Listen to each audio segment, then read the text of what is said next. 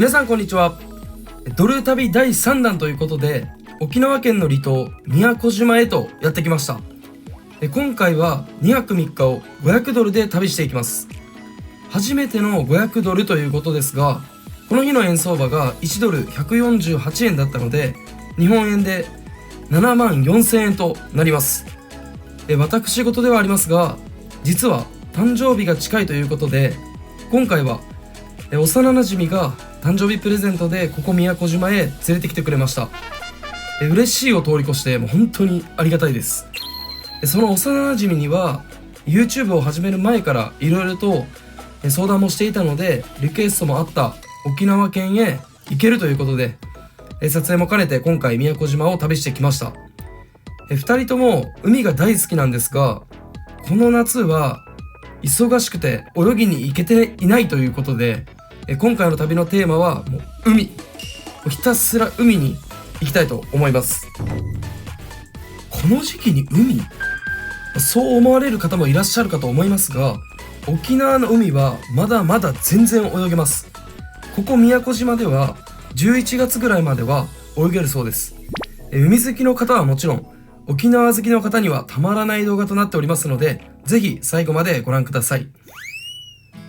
後ほど詳しく話しますが、とにかくこの日は時間がないので、まずは先ほどのところでレンタカーを借りてお昼ご飯を食べに行きたいと思います。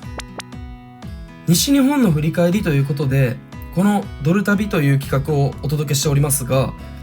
実は最初に紹介したのは沖縄県でした。初期の頃から見てくださっている方はご存知かと思いますが、去年も宮古島に来ていたんですよね。ただメモリーカードを忘れてしまいボツとなっていたので、こうしてここ宮古島の紹介ができるのは僕にとってもすごく嬉しいです。去年宮古島に来た時に、実は知り合いがいて、その知り合いに教えてもらったですね、車エビそばがとても美味しかったので、今回もここ麺屋サマー太陽へとやってきました。こちらのお店ではそばの上に車エビが丸々2匹乗った車エビそばをはじめ、豊富な種類の麺類を味わうことができます。スープが非常に美味しくて、食べた瞬間口の中でエビが泳いでるかなと思うくらい濃厚なので、エビ漬けにはたまりません。今回は初めてこちらのあさりご飯もいただきましたが、こちらも惜しみない数のアサリが使用されており、とても美味しかったです。ゆっくりと味わっていただきたいんですが、もうこの日は先ほども触れましたが時間がないということで、早速食べてもう急いでいるので次の目的地へ向かいます。前日まで何をするか何も決めていなかったのですが、せっかく宮古島へ行くなら存分に海を堪能したいということで、急遽シュノーケリングやサップ、ダイビングの予約をしました。1日目はシュノーケリングでウミガメを見つけに行き、その後場所を移動して夕日を見ながらサンセットサップをしていきます。今回はパダ宮古さんにお世話になりました。こちらのお店、一組のための極上プライベートツアー専門店となっており、クリアサップやサップヨガ、シュノーケリングなどを楽しむことができます。しかも水中カメラやドローンで撮影をしてくれてデータもいただけるので、最高の思い出を作ることができます。今回はいただいたデータを皆さんにもお届けしていくので、遊べるだけでなくこんな素敵な撮影もしてくれますよというのをお伝えできればと思います。まずはウミガメを探しにシュノーケリングをしていきますが、もう透明度がすごいです。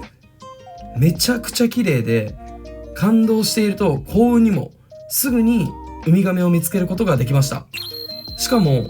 この後に2匹目も見つけることができ、人生で初めて生でウミガメを見ましたので、めちゃくちゃテンションも上がって、ついウミガメのモノマネをしてしまいました。海が綺麗というか、もうほぼプールの中と同じくらいの透明度なので、ウミガメもそうですがサンゴや魚もしっかりと見れますし、最高です。シュノーケリングが終わって夕日が綺麗に見える場所へと再びレンタカーで移動していきますが、この時も防水シートを貸していただけるので、水着のままレンタカーを汚すことなく移動することができます。道中もサトウキビ畑があったりと宮古島をがっつり感じることができますし、道もすごく走りやすいので運転が苦手な方も安心です。宮古島で有名な守くんというキャラクターがいるんですが、守くんが立っている道もしくは交差点は事故多発の危ないポイントみたいなので、そこだけ気をつけておけば大丈夫です。この日はそれなりに暑かったんですけれども、すっごい風が気持ちよくて、窓を開けながらエアコンを切って車で走っていたんですが、それだけでも十分気持ちよくて、テンションが上がってめちゃくちゃ歌を歌っていたのを思い出します。さあ、サンセットサップのポイントへと到着しました。サップをご存知ない方もいらっしゃるかと思いますが、簡単に言うと板に立って漕いで海の上で楽しむものです。めちゃくちゃ簡単すぎて申し訳ないんで、わからない方はネットで検索してみてください。一見難しいようにも見えるかもしれませんが、初心者の方でもお店の方が丁寧に教えてくれますし、その通りにやればもう簡単でした。海の上を自由自在に動き回れますし、寝っ転がって海の上でゆっくりとくつろぐこともできるので、非常に気持ちがいいです。今回はサンセットサップということですが、この夕日を見ながらのサップは本当に最高でした。これはもうテンションが上がって海に飛び込みたくもなります。ウミガメシュノーケリングとサンセットサップ、こちらがそれぞれ7500円で楽しむことができました。今回撮影のご協力をしていただいたパダミヤコさんでは他にもたくさんのメニューがありますので、気になる方はぜひ概要欄にインスタグラムのリンクを貼っておきますのでチェックしてみてください。初日からしっかりと海を堪能して、今日から2日間宿泊するホテルへとやってきました。こちらのホテルはオートロックとなっており、予約前日に暗証番号がメールで届くので、そのまま宿泊することができます。ホテルの入り口と部屋の2カ所で暗証番号が違うので、利用される際は気をつけるようにしてください。お部屋の中はいわゆる一般的なビジネスホテルに近い感じですが、ビジネスホテルよりは少し広いように感じました。今回こちらに2泊しますが、2泊の合計が1人9250円でした。繁華街からも近くて好立地なのでおすすめです。ただホテル周辺の道が非常に狭く、コンパクトカーでギリギリだったので、大型車を借りる場合は気をつけるようにしてください。すっかり辺りも暗くなりまして、晩ご飯を食べにこちらのピッツェリアクラウンというおしゃれなイタリアン料理のお店へとやってきました。いや、お前宮古島って言ったら島唄ライブ聴きながら食べたり飲んだり雰囲気味わうんじゃないんかいと、そう聞こえてきそうなんですが、そんなまさかそんな宮古島旅行でみんなが行きそうなところに行くと思います？ 2 日目の晩で行ってます。今日は島の方に聞いて美味しいと教えてもらったこちらのお店で大好きなイタリアン料理をいただきます。イタリアン料理はドル旅第1弾の淡路島で自分が作ったぶりに食べましたが、自分で作ったあれも同じイタリアン料理ですかね。もう二度と料理映像とか載せるのやめときます。本当にすいませんでした。そう言いたくなるぐらいですね、美味しい本格イタリアンを味わうことができました。この日は飛行機での移動や久しぶりの海でもう疲れたので、ここをですね、ゆっくりと食べて、この後、すぐに帰って寝ることにします。2日目。ちょっと某番組のナレーションみたいになってしまいましたけど、2日目の朝ということで早くから起きていたので一人で散歩をしております。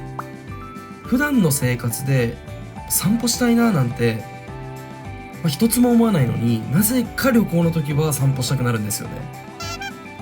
2日目のこの日は朝から船に乗って一日中ダイビングやシュノーケリングを楽しんでいきます。集合時間が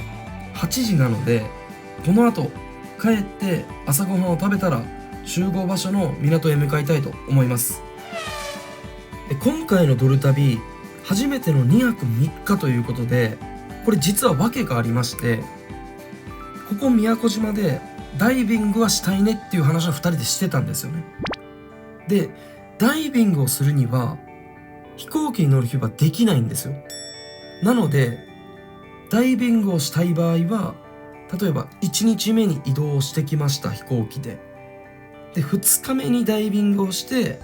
また1日置いて3日目に飛行機で帰るという形じゃないとダイビングはできません。なので1泊2日の場合はダイビングは絶対にできませんので、飛行機に乗らなかったらできます。なので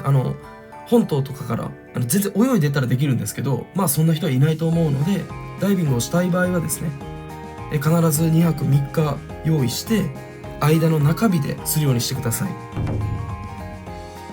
ということで港へとやってきました。これから説明を受けて船でダイビングのポイントへと向かっていきます。今船で移動していますが、ここから先ダイビングの様子はまた次回の動画でたっぷりとお届けしていきます。今日のシュノーケリングの映像とはまた一味違う世界をお見せしますので、ぜひ楽しみに待っていただければと思います。最後に1日目に使った金額をここで一度おさらいしておきたいと思います。レンタカー、ホテルに関しては3日間の合計となるんですが、レンタカーが1人9450円、ホテルが9250円、そしてお昼ご飯でいただいた車エビのそばですねとアサリご飯、こちらが1900円、シュノーケリングとサンセットサップ、こちらが1万5000円で、晩ご飯が1人6250円でしたので、合計が4万1850円となります。このドル旅という企画が始まって初めての予算500ドルということで、かなり贅沢をさせてもらいました。2日目以降もですね、また次回の動画でたっぷりと綺麗な海を、そして水中の中をですねお届けしていこうと思っておりますので、この動画がいいなと思ったら高評価とチャンネル登録よろしくお願いします。それではまた来週。